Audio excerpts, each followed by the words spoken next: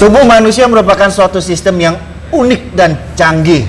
Biasanya kalau ada sesuatu terjadi pada tubuh kita akan mengeluarkan respon atau sinyal. Misalkan nih, saya contohin dengan Rianti. Kenapa, dokter? Tadi kan kita bicara masalah sakit. Ya. Kalau dicubit, nangis ya, dicubit sakit. Nah, itu kan suatu respon. Kalau misalkan tidak diapa-apakan, nggak ada pemicunya, sakit itu tetap terjadi, biasanya tubuh memberi sinyal. Kayak tadi kita bahas mengenai kayak letih, lelah, ya, bahkan depresi. Nah, ada 3 tanda penyakit yang bisa menandakan penyakit serius. Yang pertama adalah sakit kepala. Rasa sakit kepala itu suatu hal yang wajar jika intensitas sakitnya mulai dari yang ringan. Nah, itu skalanya ada, Rianti ya. Mulai dari yang tidak sakit, ibu-ibu ya, 0 tidak sakit. Kemudian yang tidak nyaman tuh bisa dari 3 sampai 5 dan sangat menyiksa itu 10. Untuk Anda, apabila sakit kepala ini dimulai dari yang ringan, lalu pelan-pelan sampai sangat menyiksa, ini wajar. Tapi apabila sakit kepala ini tiba-tiba gitu, langsung skalanya 9 sampai 10, ini waspadai ada gangguan di cerebral atau di otak. Yaitu pecahnya beberapa sambungan saluran pembuluh darah di otak. Kalau di medis namanya itu adalah ruptur aneurysm cerebral. Ya. Selain di kepala, waspadai rasa sakit di daerah pinggang. Nah, adik-adik pernah rasa sakit di pinggang? Apalagi mau mens ya? Nah, rasa sakit di pinggang itu kan biasanya wajar saat mens, kemudian juga saat habis angkat yang berat.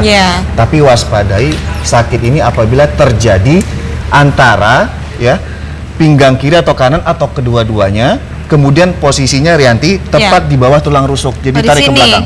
Misalnya tulang rusuk di sini nah, tarik ke belakang, tepatnya di pinggang sisi kiri atau kanan. Nah, apabila rasa sakit ini terus-menerus, kemudian nyerinya sangat tinggi, sangat menyiksa, ini waspadai kemungkinan gejala dari batu ginjal. Kemudian rasa sakit yang ketiga adalah di daerah kaki. Itu kan kita ada gambar tuh. Di sini. Pertama tadi kepala, kemudian kedua di pinggang, yang ketiga di kaki.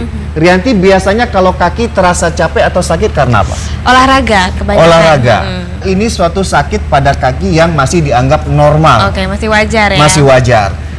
Rasa sakit kaki seperti apa yang harus diperhatikan? Yaitu rasa sakit yang terjadi terus-menerus dan terutama di bagian betis. Jadi misalnya ini betis, ada tuh gumpalan kayak warna merah.